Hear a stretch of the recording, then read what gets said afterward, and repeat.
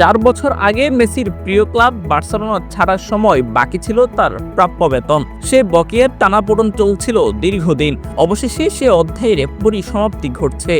Barca এবার পরিশোধ করছে মেসির বেতন বকেয়ার শেষ কিস্তি। 2020 সালে কোভিড-19 মহামারীর সময় ক্লাবটির আর্থিক সংকট এতটাই তীব্র হয়ে উঠেছিল যে তখনকার সভাপতি জোসেপ মারিয়া বার্তুমেও খেলোয়াড় ও কোচদের বেতনের একটি বড় অংশ দেফাত অর্থাৎ পিছিয়ে দেওয়ার সিদ্ধান্ত নেন।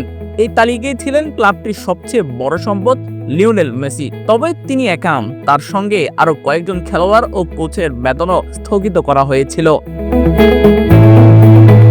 স্প্যানিশ ক্রীড়া সংবাদ মাধ্যম স্পোর্ট জানাচ্ছে, প্রায় 48 মিলিয়ন ইউরোর বকেয়ার মধ্যে চূড়ান্ত 5.96 মিলিয়ন ইউরোর কিস্তিটিও চলতি মাসের মধ্যে পরিশোধ করছে বার্সা। এর মাধ্যমে শেষ হচ্ছে দীর্ঘ প্রতীক্ষার গল্প। News desk, Bangladhara sports.